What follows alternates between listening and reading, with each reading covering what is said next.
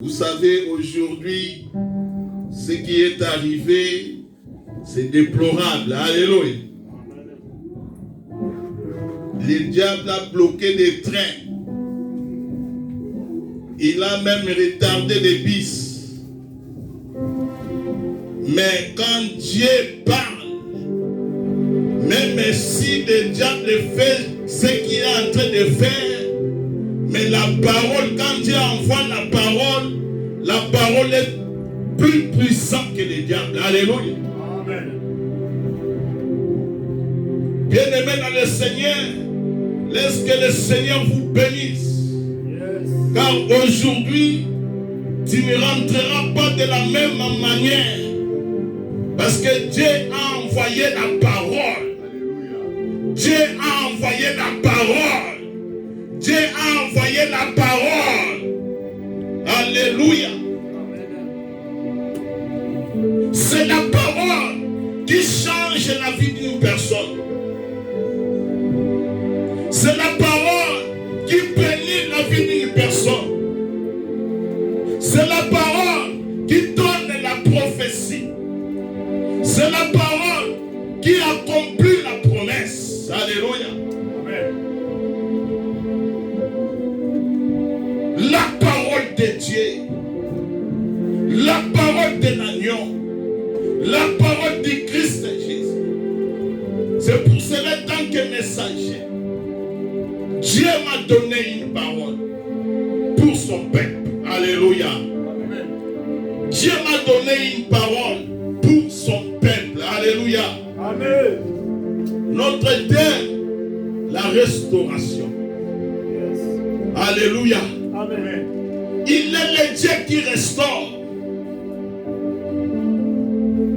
Dans Genèse jusqu'à Apocalypse, vous voyez que Dieu a restauré des couples.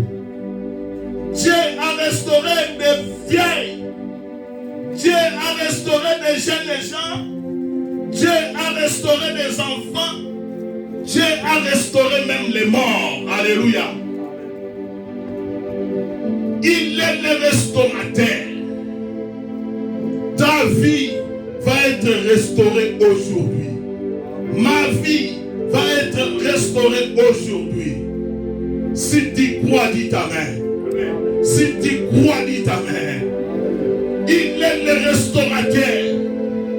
Je dis bien, dès Genèse jusqu'à Apocalypse, Dieu a restauré des hommes. Dieu a restauré des femmes. Dieu a restauré des paralytiques. Dieu a restauré des aveugles comme Bartimée. Alléluia. Cet Dieu, il ne change pas. Il est le même hier, aujourd'hui et éternellement. Comme il avait fait à Bartimée, il est aussi capable de le faire aujourd'hui. Comme il avait fait à Anne, il est aussi capable de le faire aujourd'hui. La Bible dit qu'il est le réparateur, le consolateur, le restaurateur. Alléluia. Amen. Si tu crois vraiment dans ton cœur, dites un amen fort pour la gloire de Dieu. Amen. Alléluia. Dieu va te restaurer. Dieu, Elohim, le Dieu créateur, il va te restaurer. Moi je crois par mon esprit, ainsi dit l'Éternel. Personne n'est venu dans la présence de Dieu et rentré les mêmes. Alléluia. Personne n'a invoqué le nom de l'Éternel. L'Éternel n'a pas répondu. Personne. Alléluia. David a dit, je crois dans puissance. J'ai mis mon espérance à l'Éternel. J'ai invoqué le nom de l'Éternel. Et l'Éternel, il s'est incliné pour écouter mes cris. Pour écouter mes cris. Pour exaucer ma prière. Pour restaurer. Alléluia. Il est le restaurateur. Moi, je crois que tu ne sortiras pas de la même manière. Parce qu'il est Dieu. Il est le restaurateur. Lisons un peu pour comprendre la pensée de notre Dieu. Après, à la fin, je vais prendre quelques personnes comme l'Éternel va nous dire comment on va faire.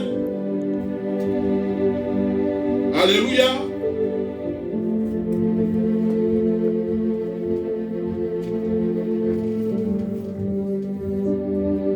On va lire dans la Bible 2 Samuel chapitre 9 du premier verset au 10e verset. Notre pasteur Janice, il va nous aider, elle va nous aider un peu.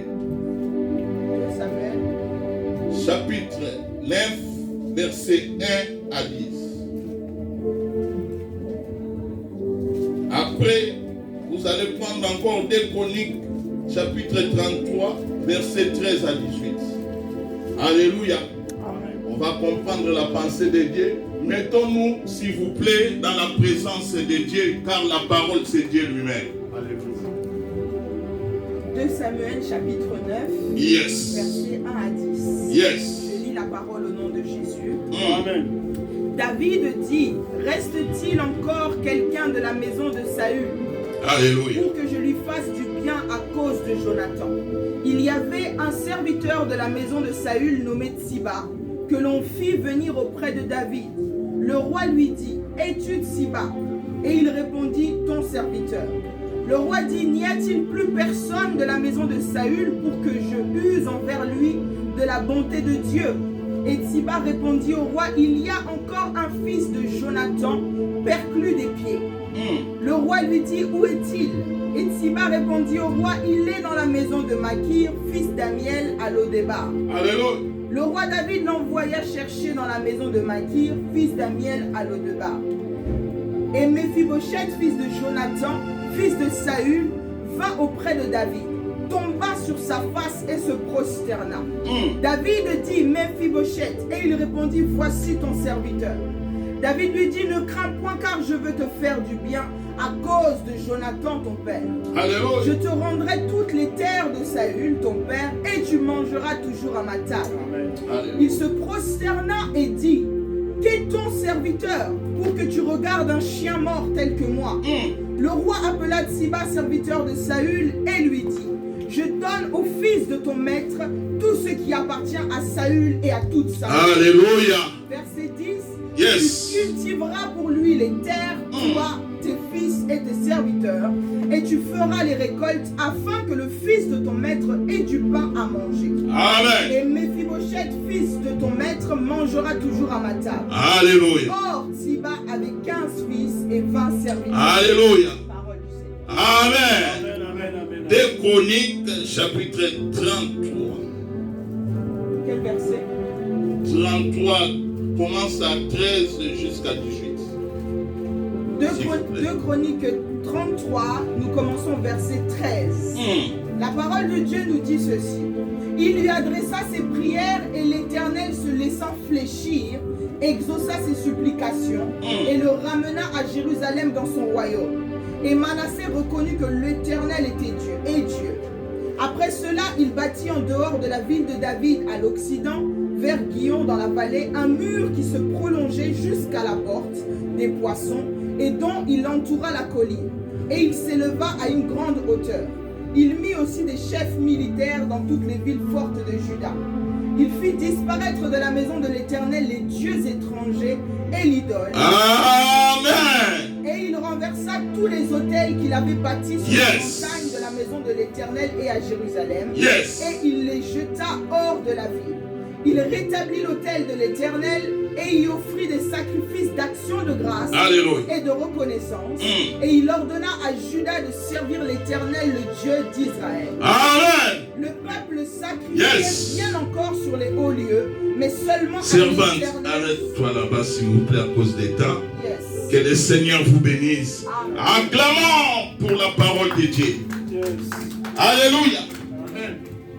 La Bible nous dit, bien aimé, La parole de Dieu, ce n'est pas l'histoire, comme disent les scientifiques. Alléluia. La parole de Dieu, c'est une révélation. Car la Bible dit, la parole qui a été révélée. Alléluia. Dans 2 Timothée chapitre 3, si je ne me trompe pas, la Bible dit, toute écriture est inspirée de Dieu pour nous convaincre, pour nous corriger. Alléluia. Cet Dieu, il a eu pitié à Mephibosheth. Il est le même, comme je dis, qui va restaurer encore ta vie. Il avait restauré la vie de Mephibosheth. Qui était Mephibosheth? Il est de la famille royale. Il était de la famille royale. Mais il était abandonné. Alléluia. Il était rejeté. Il commençait même à mendier. Mephibosheth, il était rejeté par tout le monde. Mais un jour, la parole de Dieu nous dit, David était touché par l'Esprit de Dieu. Parce que David était l'ami intime de Jonathan, le père de Mephibosheth. Alléluia. Tout le monde a rejeté Mephibosheth. Tout le monde a oublié Mephibosheth. Mais Dieu n'a pas oublié Mephibosheth. Alléluia. Tout le monde peut te rejeter, mais Dieu ne te rejettera point.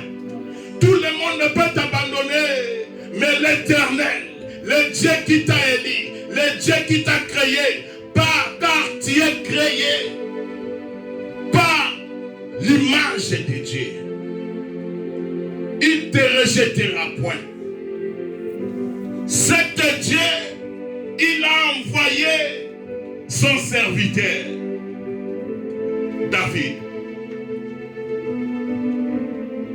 pour qu'il restaure la vie de Mephibosheth. Alléluia. Il est le restaurateur, ma bien-aimée. Alléluia. Amen. Dieu va restaurer aujourd'hui. Moi je crois. Moi je crois. C'est Dieu qui a restauré Mephibosheth. Vous savez, Mephibosheth, il était aussi boiteux. Mais Dieu a restauré sa vie. Alléluia. Amen. J'implore la miséricorde de Dieu de restaurer cette église au nom de Jésus-Christ. Vous verrez la gloire de la seconde maison dans cette église. Dieu, il est capable. Cet Dieu a restauré Mephibosheth. Il ne change jamais. Laissez les campagnes faire son publicité. Laissez les démons faire cette publicité. Mais nous avons un Dieu réel dans cette église. Le Dieu qui restaure, il ne change pas. Il n'a jamais changé. Il est le Dieu qui a appelé son serviteur. Il est le Dieu qui a oint son serviteur. Il est le Dieu qui va envoyer encore des âmes dans cette église pour la restauration. Alléluia.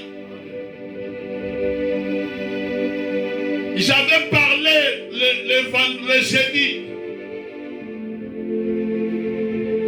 Jésus-Christ lui-même est notre modèle.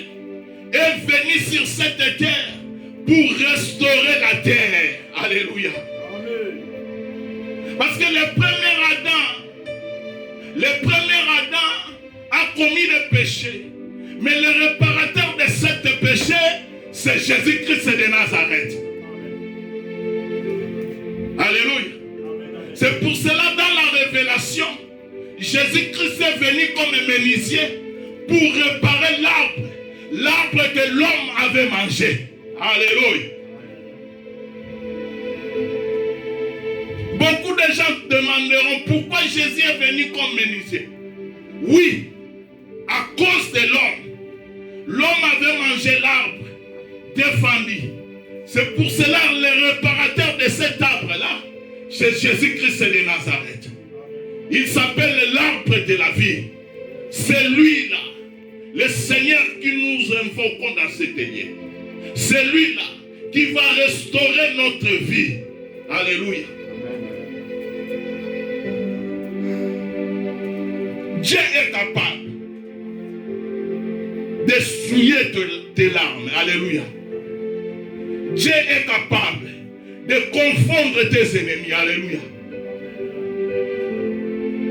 La Bible nous montre encore. Daniel est même dans la fosse au lion. Les rois savaient que c'est fini pour Daniel. Mais en peu de temps, le roi vient, il voit encore Daniel avec des lions. Il était étonné. Ce jour-là, le roi a compris qu'il faut adorer maintenant le vrai Dieu, le Dieu de Daniel. Alléluia. C'est lui le restaurateur. Il est le restaurateur. Il avait dit à Jérémie, si tu veux que je te restaure, je te donne le secret. Invoque-moi, fils de l'homme. Invoque-moi, Jérémie. Je te répondrai. Et je t'annoncerai les choses cachées. Laisse que le Dieu d'Abraham, le Dieu d'Isaac, le Dieu de Jacob restaure vos vies.